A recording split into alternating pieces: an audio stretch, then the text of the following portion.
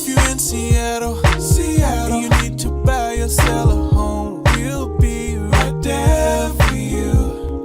Because we're the realtors that you can trust. So go to ronanddonsitdown.com.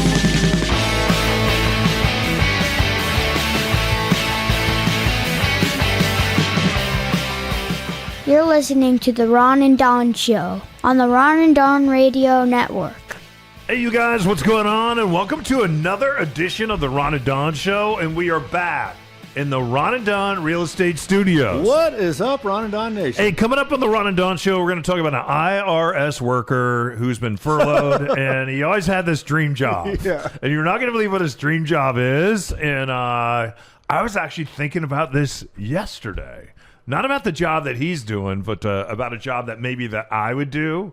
But it's kind of a job that maybe people would look down on. So your ego is in it a little bit. So we'll talk about that. Also see if Ron has a job. Also, we got to talk about the things growing up that happened to your house that you always thought were normal. And then as you got older and you went over to your friend Willie's house, you're like, oh, these aren't normal. I got a doozy.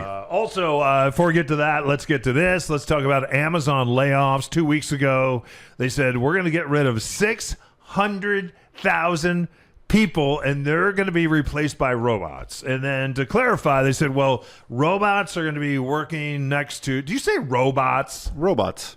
Am I saying that correctly? Yeah. It's I not feel like robots. I'm over-pronouncing robots. It's not robots. Yeah. It's robots. All right. I have a friend that says Super Bowl, and I'm Super Bowl, and I'm just like, could you put the P back in the Super Bowl? Right. And now it has me thinking about robots. Robots. I'm okay on that. And so I think what Amazon's trying to do, and you see a lot of tech companies do this, they're trying to move that Wall Street line here at the end of the year because their number hasn't really improved all year. So then they said, oh, yeah, getting rid of 600,000 people, that doesn't move the line. So yesterday they came out and said, okay, now instead of getting rid of the blue-collar guys, we're going to get rid of the white-collar guys and gals as well. Somewhere between 14,000 and 30,000 workers. Could that be here in the great Pacific Northwest? I guess. They employ 1.5 million people, we have to remember. And we also have to remember in tech, you get rid of maybe 10 to 15% of your workforce every year, and then you go out and you rehire as well, because we know that AI right now is the big thing. So, and then connecting this, Ron and I just read a story, and I think about this all the time, about what is it like now to raise your child in an AI world. I have a cousin who has a cousin who has a cousin. They've had lots of babies, so it's cousins, baby. He's in college right now, and he's about to graduate, with an art major, which basically means he's going to be able to go somewhere and sit down and come up with a logo for your new business. And I'm sitting there going, ooh. It's tough. In the age of AI, do you want to be an art major who's going to go out and create logos? The graphic design. Yeah, maybe not. So what say you, and how do you see this? And is this the Amazon just basically trying to say to the street? Because they never say to the worker that has worked their ass off for them, hey, thanks for working here. We really appreciate you. It's always about, hey, want to let Wall Street know we're getting rid of people. We're getting rid of folks. Right before the holidays, we're going to be firing some people. Is that going to help our number on Wall Street? They don't give a shiznit about the people on Main Street. Do you know how expensive it is to send your girlfriend, fiance, and Gayle King into space? What's that? I mean, that is not cheap to send an all-female crew to space. Yes. You got to get that money somewhere, Don. Yeah. And so, I mean, these are two fascinating stories. We'll dovetail them in a minute. When we think about Amazon, I'm always surprised, in a way, when people react to Amazon in a way. They have always been about ruthless efficiency from day one. I mean, I went back a few months ago and I rewatched the very first profile of Jeff Bezos on 60 Minutes, back when he was, sort of positioning himself as like this geek that drives a Volvo and, has, a little banners are us Amazon thing behind his desk. And from day one, as they started this company, and if you remember, I believe it was Bill Gates' dad that came in and helped get that thing off the ground. It's always been about efficiency. how can we take the first iteration was how can I out efficient the book business? And so they looked at that and was like, okay, here's what we're going to do to be more efficient, more cutthroat, more able to deliver books cheaper and faster than anybody else. And then as the business began to grow and they took on more and more things and became the everything store. And as bookstores began, this is an important thing because you're making great points. But as bookstores began to close, they began to see what they could do to brick and mortar stores because they started smashing the book business. And I remember in some of those same interviews, Jeff Bezos talking about, hey, one day I'm going to take a lot of HGH. I'm going to get a hot girlfriend that flies a helicopter. I'm going to have 3 different weddings in 3 weeks over in Italy. And then on top of that, we are going to sell everything, not just books, right? Yeah, so it's always been about ruthless efficiency. And in a way, the spirit, like the big Bezos Balls building down there is called Day One. They have always wanted to stay, and they've stated it publicly since the inception. We want to behave like the first day startup. And so if you remember, let's take, for instance, the grocery business. They said, okay, we're going to make these hub and spoke grocery delivery stations. There was one by your house in Ballard. Robot grocery. Nuclear. Groceries. Nuclear. And they spent hundreds of millions of dollars to develop this thing. There was one by the Starbucks HQ. There was a distribution center by your house over in Ballard. One in Ballard, yep. And the model was, all right, we're going to have this on the app. It's going to be great prices. You can go out there, order your groceries, and bam, they'll be delivered to your house just like a book. Or you can pull up and we'll throw them in your car. Throw them in your car. Yeah. And then they tested it out for a while and were like, doesn't really work. They just shut it down. Like, that's the type of company they are. And they do this all the time with various products, various ideas. They'll roll it out. If it works, they scale it up. If it doesn't work, they scale it down. It's the failure model. If you're not learning from failure, you're not really learning. So the fact that they go, oh, we're going to cull 14,000 jobs because we think it'll make us more efficient. What never really makes the front page of the Seattle Times is then when that program fails in 6 months and they go, oh, we overcut too much. Now we're going to hire 4,000 people back. I have a buddy I know that got downsized at Microsoft. Within a month, they called him back, changed his job description on his business card, gave him a $5,000 raise, and he was back at Microsoft. So, like, he was part of the layoff, and like, whoops, actually, we do need that guy. It's the Doge model where you go out, you fire lots of folks, and then you went, ooh, fired too many folks. So it is a big deal. I don't believe you can blame a company for trying to be efficient and attempting that, because we've all seen the companies that just go, we're going to hang on to all our employees no matter what, and then the whole company goes under because they're like, well, I felt bad. We didn't want to lay off so-and-so, and it was really thin, and we were running in the red, but we thought the economy would turn around, and it didn't. And so now the whole factory shuts down, or the whole business goes under. The whole restaurant, you put a sign on the door, and it's out. And so Amazon is doing what Amazon does. Now, turn the page to the second part, which I think is more interesting. When you think about young people today, and you think about what is waiting for them in the job force, I agree with you. Graphic design, probably not going to be a hotbed of high-paying jobs when you go in there. I think about all the kids that, 10 years ago were like, I'm going to coding camp, and I'm going to learn to code, I'm going to be a coder, and I wrote a video game. And now they get out there and coding, it's incredible the amount of coding that can be done through AI. What about streaming producer? How's that? Streaming producers, another thing. Actually, you're having job security because Don and I don't know how to run the streaming platform. No, but AI could do it. AI possibly could do it. So you think about this. I was thinking last night, I said, okay, if I was a young person today, what would I do? And we've talked about this before.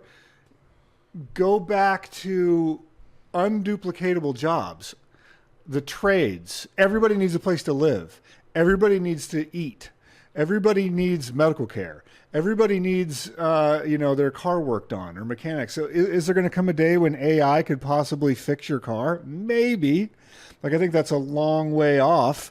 But like when there's a water leak at my building right now, AI is not going to come out and fix your water leak. Wait, isn't this like the 16th water leak you've had at the 16th building? water leak, yeah. Wow. You should let AI try, because the AI 15 other companies that have come out, it seems like they haven't been able to fix I think the it's a different water leak. Oh, But my gosh. My point So being sorry is to hear that I saw an AI, high level guy or whatever, and a couple of these guys have said that plumbing, it literally is that's the safest job, because it's the hardest thing for AI to come in and do. plumbing, electricians. So, like, I think moving towards those sectors that are not service based, and this is the thing. Again, I'm weaving a web, and that it's might be great, too far. and it's greatly needed when you look at the housing issue. Yeah, There's a huge shortage because so many kids have been told, go get your 4-year degree and go to coding school,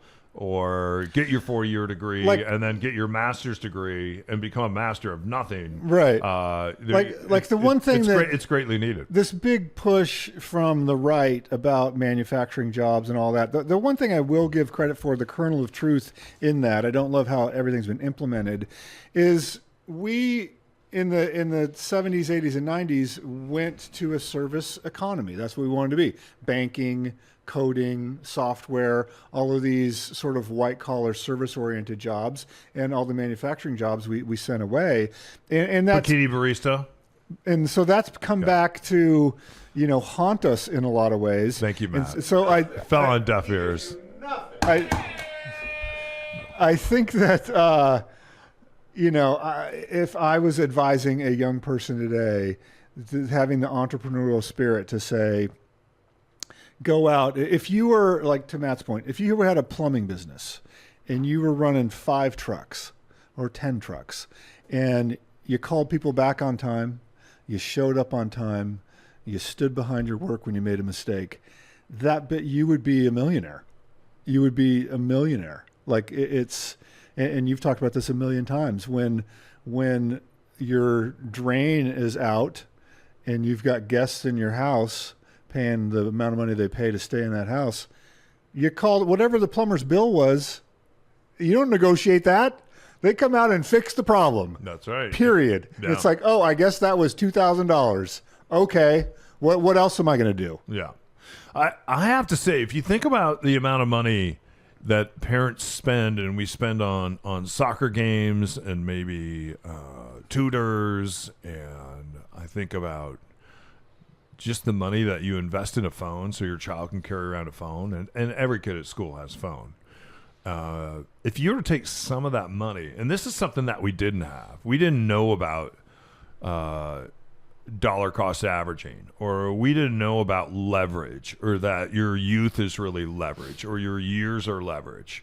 And that if you were just to take $100 when you were 15 and invest it over the next 5 years, every single month for 5 years, and then leave it alone, never touch it, you turn 60, you now have well over $1 million. If that's all you did for 5 years when you were that young. And so the message to my kid is, hey, you have to start investing now, which we are. And I'm showing him how to invest. And the other thing is, you have to own things.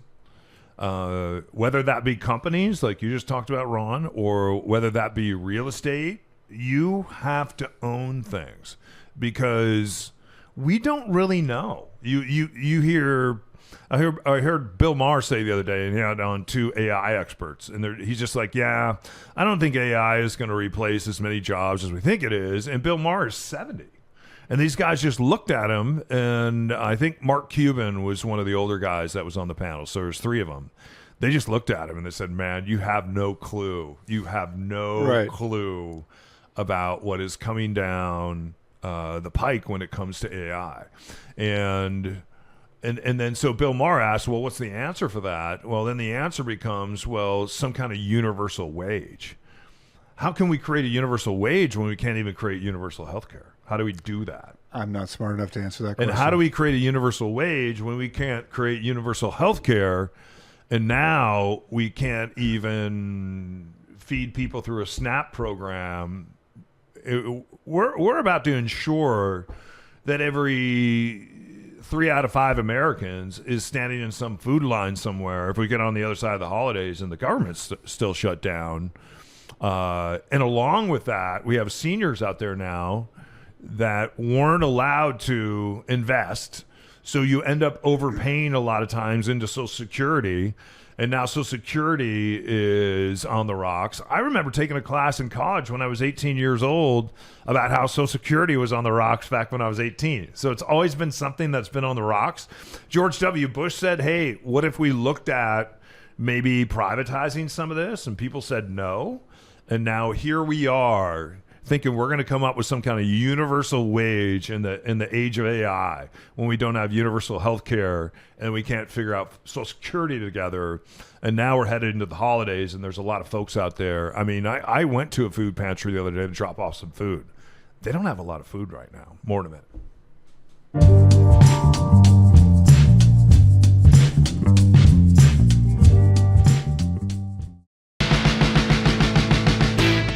If you have a friend that is ready to start their real estate journey, send them to ronanddonsitdown.com.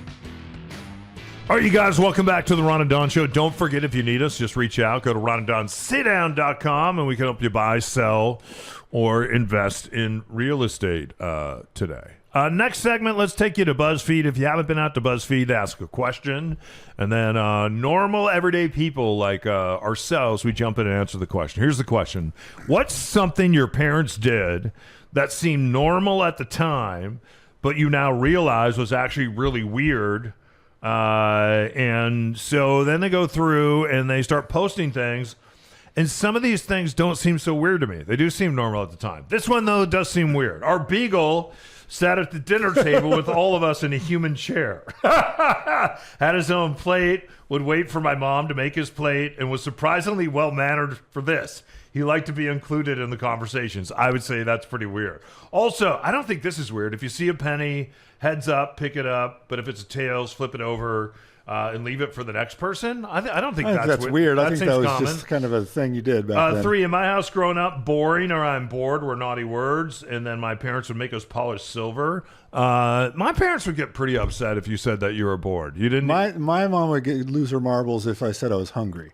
Because there's no food in this. I just went to the store. Saying there's no food, yeah. Right. It was a very big hot button. Couple more. Growing up, whenever my brother and I got in trouble for punishment, we'd have to do a certain number of math pages. I don't think that's so weird. Number 5, I grew up in upstate New York, but my mom grew up much further upstate. So when we would go on a road trip, my mom had a game called Cemetery. Your cows are dead. As soon as one of us spied a bunch of cows, whoever called it first owned those cows. You estimated how many cows you had. As soon as anyone saw a cemetery, we would yell out, "Cemetery, your cows are dead." Whoever had the most cows when we arrived won. That's not really a game, is it? I think it is. I've never heard of the game. I would play that game, but you played Cemetery where you have to hold your breath when you go by a cemetery. No, we played. You didn't hold your breath when you're in a tunnel. Boy. No, you hold your breath when you go by a cemetery, and then the first one to breathe was dead. The holding of the breath is in a tunnel, and a With tunnel your finger only. on the And so when you hit the tunnel, you hold your breath, and you got to hold your breath. We never did the finger, but you hold your breath the What's the finger entire doing? tunnel. That's your finger out of the water to say you're okay or whatever. Like, Oh, I didn't know that. And then there's nothing to do with the cemetery. All right, well, next time on a road trip, I'll try tunnel with my son, and you try cemetery. And then you did there was something with license plates. Your I Spy, or you did something on the. You saw a letter on the license plate. I don't remember what that was. I could name, and I still can, and it just blows my child away. Any truck in the distance, I can tell you what kind of truck it is, and I have a pretty good guess of what it's hauling. A pretty good guess. You never. You even mean know the that name brand of the truck?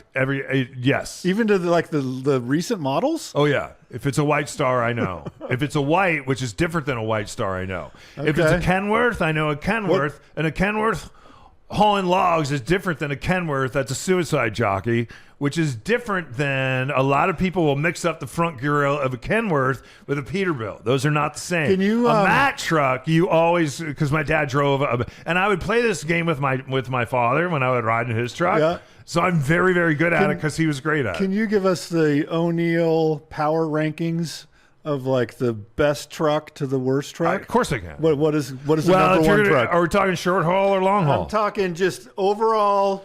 Short haul means I come home every night, but it also means I get paid a little more, and I don't own the tractor, which is kind of weird because people that are a tractor, you call a tractor a truck. A truck's a tractor. Yes, it is. A tractor I'm trailer. saying just the overall, regardless of distance. Short haul, power rankings. No sleeper, not sleeping, going home every night, up at 3:30 in the morning, smoking Vantage cigarettes, maybe having a beer before work, in the shower. You never know. Because once in a while, we only had one bathtub, and you go in there, you see my father's cigarettes. Later on in life, you might see a beer can. Highwayman on A-track? That's a Mack truck. Okay, Mack truck. That's a Mack truck. Now, if we're going long haul and you're Coast to coast. you're gonna have a sleeper. You're going coast to coast. Later on, my dad would long haul. That's when my parents got along better because he only came home 3 nights a month, and we all loved when he's a long haul driver. You didn't have to deal with him. That's a Peterbilt right there. Okay, so you want number one Peterbilt. You want to be in a Peterbilt. All right. Yeah. Good to know. For sure. Good to know. Let's see. A couple more here. We sang on the road to make trips. I don't think that's weird. We sang. Let's see. My parents are hoarders. Did you ever?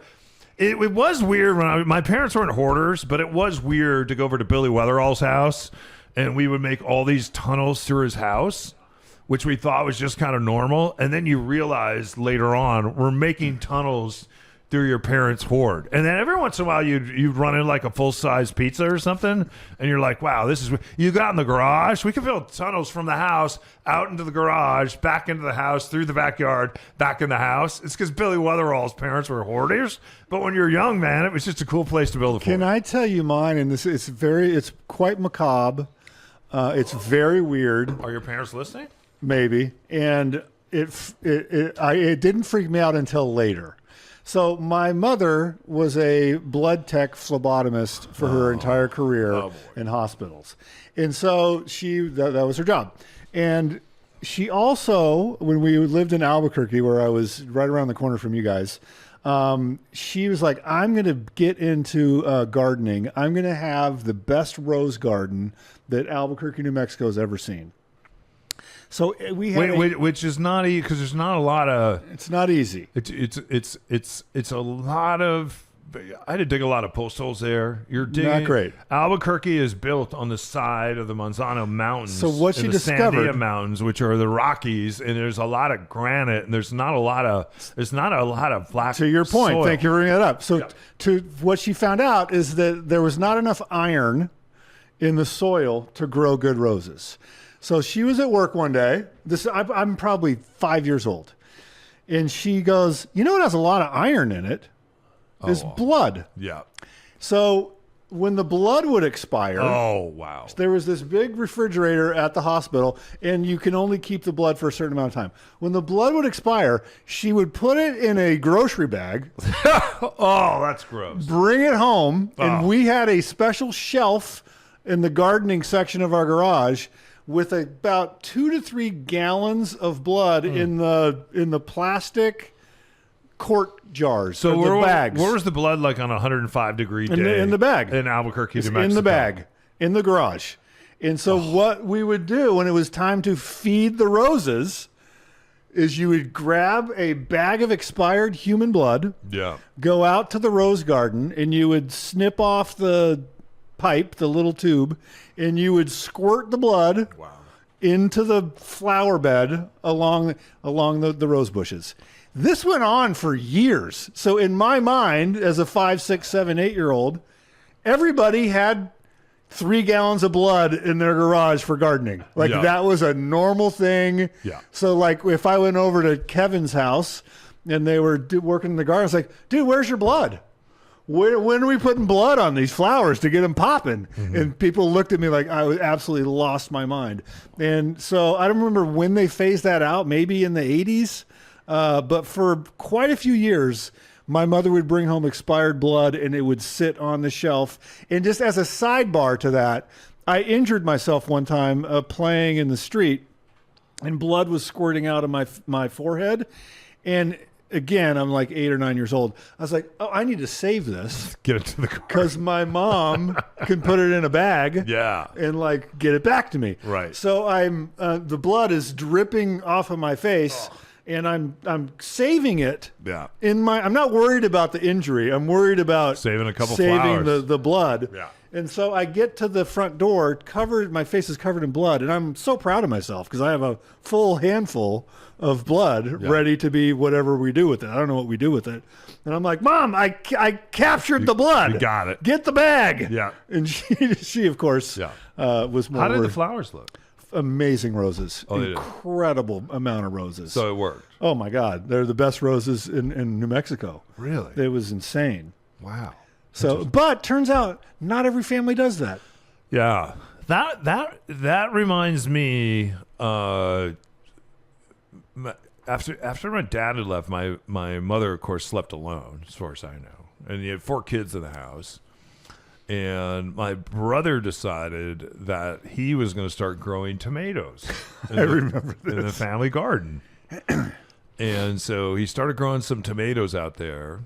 And to really get the tomatoes going, my mom, her bedroom was put in such a way that she would get a lot of the afternoon sun. And so he would line up a lot of the tomato plants on her windowsill. And then she had agreed to water the plants every day. How was the harvest? Well, let me get to that. So don't tell my story, Ron. So So she watered the plants, and the plants would begin to grow, and then the plants would go from the windowsill out into the garden, and they would be out growing in the garden, and he would bring in, I guess, a lot of topsoil or whatever it is that you use for tomato plants, because they would really get going, and then just every once in a while, all the plants would disappear. They would just be gone. And so one day at dinner, I said, hey, wouldn't it be great to have some tomatoes? Fresh tomatoes. Homegrown. Vine ripened. Yeah, in our salad. And my older sister and I finally figured out what was going on. So we turned and we're like, yeah. We looked at my brother and we're like, it would be really good to have some fresh tomatoes in our dinner salad. And then we looked at him and we're like, hey, how's the tomatoes going? He said, well, we're in the high desert and they can be really hard to grow. We're getting it figured out. And he kind of I guess the harvest was not awesome. And then I had figured out one night when I would sleep, because he started keeping clothes in my closet, not his, and we slept downstairs in a common room, and I slept out on the couch, and he slept in a bed down there. You could kind of see this purple light kind of emanating from his closet, and then if you went over and tried the closet, someone had turned the lock around, so you couldn't open the closet door. But my sister and I, one day, we figured out how to get that door open, and we opened it up. And there were all the tomato plants. And there was aluminum foil everywhere. And not one damn tomato.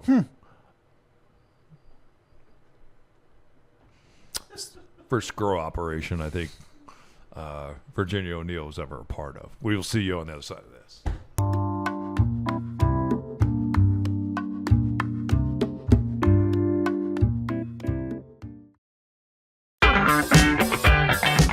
Thanks for being a part of the Ron and Don Nation. Subscribe to the Nation News at ronanddonsitdown.com. A behind-the-scenes look at everything Ron and Don. All right, you guys, welcome back to the Ron and Don Show. I think a lot of people are thinking about, hey, in fact, I tell everyone, if you have a W-2 job right now, you should have a side hustle, because you never know when you're going to need that side hustle. I tell all my broadcasting friends, I'm like, while you're on the radio, gather as many followers as you can and start a side hustle of doing a podcast. Don't wait until you lose your job, because everyone in radio at some point you're going to lose your job. Like, that's just legacy media. That's where it's headed. We see this happening a lot on local television right now, where you see some of the greats like Eric over at Como step down, and you're like, are you stepping down, or did they just kind of buy off your contract because they can't afford to pay you anymore?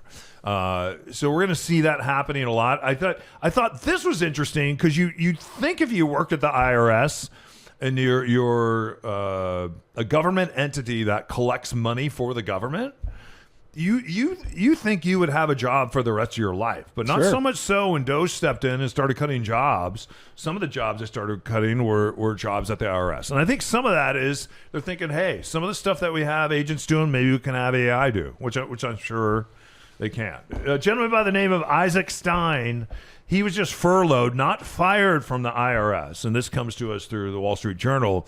And let me just read, he was always thinking to himself, you know what I would like to do if I wasn't working for the IRS? And this reminds me of Rachel Bell when she used to be on our show. Rachel Bell used to say, if I wasn't here working right now, I would be out in the woods making free sandwiches and just handing free sandwiches off to anybody that wanted a free sandwich. Wasn't that what she said? I believe she was a woodland sandwich maker. It had to be out in the woods. Right. They had to be free. And she got to make the sandwiches however she wanted to make the sandwiches, I believe. And whatever sandwich she handed you had That to was be your sandwich. You had to be fine with that sandwich. He's not far off from this. He decided he wanted to start a hot dog stand. He said that he's having a grand old time slinging hot dogs. Now, a hot dog and a drink, and this is in Washington, D.C. I think this is a pretty good deal. $10? Depends on the hot dog. He says it has to be a proper hot dog. So I wanted to ask you, he says a proper hot dog is a hot dog, and he doesn't say whether it's boiled or not. I do not like boiled hot dogs. If you ever go down the French Quarter, they have hot dog stands everywhere. I've never Lucky dog. You're not lucky to get one of those dogs. They're boiled dogs, and I do not like those dogs. I like a good grilled dog. He says a dog, and again, we don't know if it's boiled or grilled. He said, 1, it has to have sauerkraut. 2, it has to have mustard. That's a proper dog, and you stop right there. If you want anything else on the dog, he charges you more because it's not a proper dog, Right. and he thinks you should be slapped in the face for it. So anything more than that, he charges more money. You can get 2 dogs and a Coke. He says RC Cola because RC Cola is the best cola. If you want to, Some people go out of their way for the taste of RC. yeah, and if you want a different cola, he'll let you buy that cola, but it's 5 cents more because it's not an RC Cola. And then he also said, he's doing this 7 days a week now. He said for $1,000, he will hand you a hot dog, an RC Cola, and the shirt off his back, and he will walk away for the rest of the day. Right. But no one's taken him up on the shirt off his back yet. But he does have some other thing, like he has moon pies. And if you can sing the song that goes along with the moon pies, so like 25 cents. So he's out there having a lot of fun with this. And I thought it was a great idea. He says, if he gets unfurloughed, is that a word? I don't know. If he gets unfurloughed from the IRS, he's going to go back to working for the IRS 5 days a week. But he said he's always going to in his sling. blood now. He's going to be slinging these hot dogs on the weekend. I'm with you on the boiled dog. I think I've had a bratwurst that was beer boiled and then grilled. That's good. And that's a good awesome. dog. Yeah. The biggest point I made before we get to toppings, you can't have too much bun. Some of these places You can't have too much fun. That's what I'm saying. Way too much fun. That's what I meant. Yeah. I don't like a ton of bun. No. Like there are sometimes where it's like the bun to dog ratio is way off. It's because You can they have put a smaller big bun. They put a big hoagie in there. Yeah. A smaller dog. Then they boil Way it. too It much gets bread. even smaller. Way too much bread. And now you're eating a bread dog. I would agree. Right. So do you I like want when an- the, I do you want like an- when the hot dog's too big though and it hangs out the That side of the bun? That doesn't bother me as much as too much. I don't bun. love that though either because now I got condiments all over my hands. Right. I don't enjoy. I like a a seeded nice- bun. Seeded. I like a seeded bun. That's a proper Chicago dog if it's a seeded bun. I'm going to go steamed bun over toasted bun. I want it smaller than the dog. Yeah. And then topping wise, I'll give him mustard. Sauerkraut's an acquired taste. Oh, I'm not a sauerkraut guy. Amazing. I would go Peppers? For me, I will go mustard on one side of the dog. And Wait, it is should the not- dog split in half? No. In the bun Why is it not split in half? because it's grilled. What if you're eating a sausage? Sausage can be split in half. Okay. But inside So the bun, you draw a line, sausage split, doesn't have to be split. sauerkraut. Would you put sauerkraut down the middle No, of the? I'm not going to put any sauerkraut. I'm going to on one side of the dog. I'm very disappointed in you. No sauerkraut. Is if I can go brown mustard, I'm going to go brown mustard. The other side of the dog, not touching. Like this is not squirted all over the place. The ketchup is down the You're not other supposed to have side. ketchup on a proper hot dog. And then I'm going to go That's- relish yeah. and white onion. I love that. That's my dog. I love that. Yeah. That's my dog, and I'll pay extra for that. I don't love mind. I love the relish. I love the white onion. You know what I really like, and you're not supposed to buy this relish. It drives my son nuts that I buy it. Is the relish that is already pre-mixed with the mustard? Oof. Oh, I've seen that. Oh my pretty good. gosh! I pretty good. I can't get enough of that. If you get an opportunity to go down to Westlake Park, there's a couple down there, and they when Katrina happened, they got sent back to Seattle. He started working at Microsoft, and he does the same thing that this guy does. On the weekend, he takes out his NOLA cart, and on his NOLA cart, he makes hot dogs and sausage dogs that you might eat in New Orleans, Louisiana, and they are so good. All right, so if good. Down in Westlake Park on the weekend, pretty damn fantastic. And I have to say, the best hot dog I've ever had, is in Grand Rapids, Michigan. It's called a Yesterdog. You would eat that dog after out having a few pints with friends in Michigan because there's nothing else to do in a snowstorm. I sent my son there because he has family that's back there that he will visit in the summertime.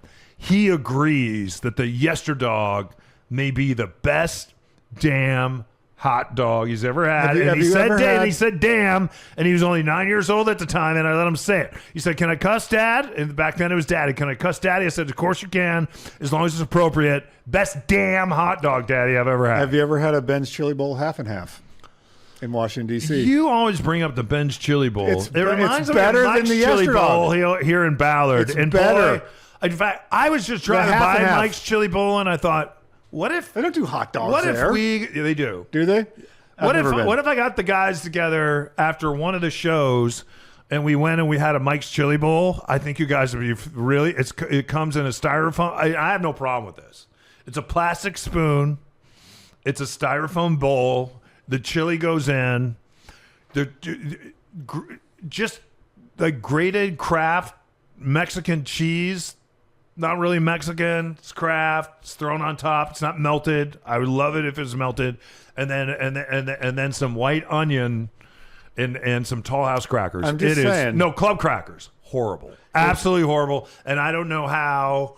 I mean, before everything was built here in Ballard, there was Mike's Chili Bowl. It's an institution. It's world renowned, but it's not. I give it out of 5 chili bowls, I give it 1.5 chili bowls. I'm just saying, if you're in Washington D.C. and you try a half and half, It's a chain. at Ben's. It's a chain. Ben's Chili Bowl is not a chain. It's a chain. It's not a chain. I looked it up when I was there, and there were like 5 Ben's chili It bowls. doesn't make it a chain. That's a chain. It means it's a successful hot dog There's a stand. chain of 5. All right, and there's also some Chicago dogs that are pretty good. Anyway, what would your furlough fantasy job be? I thought If you were laid off from the IRS or furloughed from the IRS, I have to say, every time a bus doesn't show up to drive my son's football team, and it pisses me off because I may or may have not invested a lot of money in making sure that these buses show up. When the buses don't show up, I just want to go to the bus yard, grab a bus, and drive that damn bus. I think you'd be a good bus And then driver. there's a guy. So wait, you want to be There's a guy. Hang on. There's a guy. He's an Amazon driver, but he drives an 18-wheeler. And I follow him, and somehow the TikTok people have bled it because I'm not on TikTok. I know if I got on, I'd never get off. Some of the TikTok videos, you know how they bleed over to Instagram Sure. and Facebook. So this is bled over to my Instagram feed, and he looks like he's 18, but he's probably 30. He has big bushy hair, and he has glasses like I used to wear in the 8th grade. And he pulls up into the Amazon yard or any truck yard that he's in. And I love the fact because he has a handle on his wheel. My dad used to have one where you're cranking the wheel. Sure. He has a handle on the wheel. Brody knob. So a Brody knob. So he will pull in and pull up, and then there's a spot between. He'll just pick one between two 18-wheelers, and he will in one shot, without stopping, turn that wheel, park that truck. He's a backup artist. As soon as he parks it, and you're watching him park it, as soon as he parks it, he jumps up out of the seat. He's in some kind of outfit. And he is the best lip sync artist inside an 18-wheeler that I've ever seen in my life. He's incredible. And once you start watching the videos, you can't stop till you get enough. Just to work in one of the songs that he does, and it's always in an outfit, and it's always after he is part, and he has millions and millions of followers. So this now. would be your furlough job? You I want would to love back to up do that. rigs? I would love to do like if he said, "Hey, come drive with me." I would love to. I would not only love to be able to park a truck like that, and I'm pretty good With a at trailer. parking a trailer. I'd love to be able to park a truck like that, an 18-wheeler, and then I'd love to jump up with him and just jump in on. You're gonna be an like influencer. Captain and Tennille. I don't mind doing the ladies part. I could be Tennille, or we could do the Osmonds. I don't mind being Marie. We could do Kenny Rogers and Dolly Parton. I'm a little bit country. I'm a little bit rock and roll. If Kenny and Dolly, I don't have the breasts for it. I would probably have to do the Kenny Rogers part. That's fair. But I look at his lip syncing and the truck driving, and I'm like, man, this would be when it's all. This would be something that I could do. I love it. Like it lights my fire when I see him do both things. What about you? What about? Yeah, and also I've thought about joining like a volunteer fire department somewhere here in the area and going and fighting I think fires. you should buy a truck. You, as long as I've known you, Oh yeah. you've either wanted a fire truck or a tractor truck. I was so you should buy one. I was so upset when I heard Karl Malone got pulled over one day, and he used to play for Salt Lake City, the mailman, and he got pulled over taking his kids to school in his 18-wheeler. And then he asked him what he pulls with that, and he's like, "I just always wanted to own an 18-wheeler." And he I don't know if he still does, but he would just drive an 18-wheeler around. And then we had Bo Jackson. We had Bo Jackson on one day, and we thought, oh my God, because we're interviewing him, and he was driving a truck, and we're like, holy crap. And he played along with it. And we're like, we can't believe that Billy's driving a truck. Like, What happened to all your money? Yeah. Your Nike money. What he didn't tell us, and we found out later, he had 10 vintage cars that were on his He's truck. transporting and his own cars. He was transporting his own cars to a car show. My thing is similar to this guy. Which guy? The hot dog guy? No, yeah, the hot dog guy. I've already have this all planned out. I even have like domain names registered, logos. Love it. You know how I'm gonna have a mobile, sort of looks like an Airstream pizza spot. Okay. With some signature Your pizzas. pizzas are good, man. So I'm going to have pizza ovens in there. You're going to put honey on the pizza. I know I that. can do whatever toppings you want. Wow. I'm going to have a couple signature pies, and I'm just going to make a certain number of doughs every day. What's on that? What's the signature? What's the signature pie? It's actually there's a couple. No, you can't. There's not a couple signature pies. A signature pie is a pie that's the signature pie. And what's the name of this? What's the name of this spot? Well, it's going to go deeper than you thought. Ron's signature pies. I had this epiphany when I was in Spain last time because the pizza was horrible. So my signature pie was going to be a Galiza pizza, and I'm still workshopping it, but I've tried it a couple times. It's going to be a olive oil pesto sauce. That's Then good. you're going to have thinly sliced potatoes. Oh, this isn't a pizza anymore. Oh, it's totally a pizza. No, it's not a pizza. And then there will be, I'm telling you, I'm not saying it's not going to be great, but you're making something that we are in Sausage. We are in a non-pizza zone right now. This is not. It's a non-signature. what pie. should my signature pie be? Pepperoni? You can't That's what put you want my potatoes and you can't put chicken. And then you get a little bit of And sausage. you're stretching it with bacon. Go And ahead. then there will be a couple of eggs on top. What about goat cheese? No goat cheese. What kind of cheese? I'm telling regular cheese. What on a signature pie? You're putting regular cheese? It's going to be Is this mozzarella cheese? Parmesan cheese? Dude, you make your own personal. What is I'm it? workshopping it. There is no. How about you workshop? There is no regular cheese on a pizza. It's going to be like regular pizza cheese. So you've got your pesto olive oil base. Right. Then you've got a little bit of cheese. What kind of cheese? Potatoes, mozzarella cheese, Okay. or burrata cheese. Thank you. One of the cheeses. Thanks for being clear about the cheese. Then you're going to have potatoes, a couple of eggs. I'm telling you. What kind of potatoes? The like regular russet, but not russets, like the waxy potato. How are these eggs? These are fried eggs? No, you put the. Are the potatoes? Would you guys let me cook? Are the Let Russ cook. let Ron cook? Let Russ cook. Are the potatoes chunky potatoes? No, they're sliced thin like potato chips. Because I think fried eggs wouldn't work on a pizza. Oh my God! See, this is where you're wrong. What about scrambled eggs? This is where both of you are wrong. I'm telling you. I'm work chopping this. Is that a pizza or more of a And breakfast? so then you Sounds good, actually. par cook it. Yeah. Because if you don't, the eggs don't come out at There's the no same meat time. on it? There's sausage. I already said sausage Where did the when sausage you were yelling go? at me. Was the sausage under on top of the potatoes. Okay. Then under you- the eggs. No, and then you just put the egg in. You make a little divot. You put your egg on there. You put like 3 or 4 eggs, and then you put it back in the oven to finish. I'm telling you, when you cut through that egg with the potato and the crust, it is a signature pie. If I'm Dave Portney, I'm giving that a 6.2. I can't stand that guy. I don't mind, and he's not going to have. I'm not 6.2. letting him eat at my I'm gonna establishment. I'm gonna give it a 6.2. If he walks up to my Pizza Iola truck, he can go take a hike. Have you had his pizza? Ron has a pizza maker, and when we go up to his place on the river, he'll pull it out and make pizza. And then he also has done big green egg pizza. I have to say, both are incredible, though, in a very different way. I was workshopping They're this. both great. Would you big green egg it, or would you do your pizza maker? Either one I've tried. I tried the egg thing last time we were at the river for a pizza party, and I made the mistake. I put the eggs on to the raw dough. No, I mean the big green egg. Yeah. You cooked and in then, that? And then I was trying to shuffle it off the pizza peel, and all Oh. the eggs just went whoosh, and like flew off the back of the pie. Yeah. So that's why I go, I got to. So I'm workshopping it.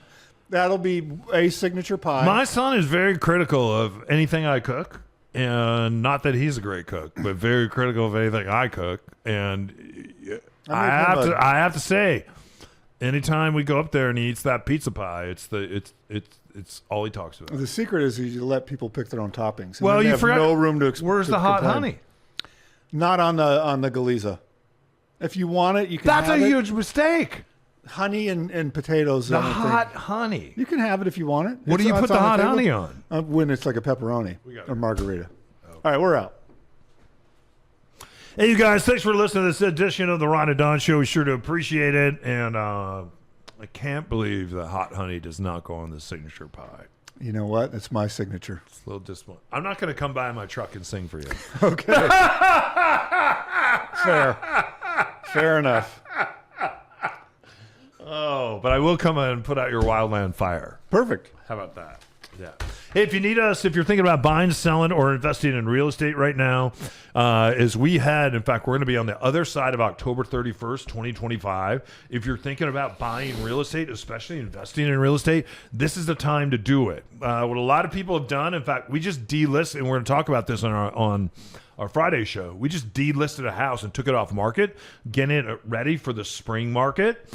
Is if a house is on during the holidays in Seattle Metro, the surrounding area, it's because it has to be, and it's a good time to make a deal on a piece of property. So let's talk more about that at ronandonsitdown.com. Yeah, you can email me directly, ron@ronandon.com, or book a free sit-down at ronandonsitdown.com. Yeah, thanks to Matt, Grace, my son, our dog Charlie. He's Ron, I'm Don. Till next time, you keep your head up and your shoulders back, and don't forget, you've been listening to the Ron and Don Show, all right, on the Ron and Don Radio Network.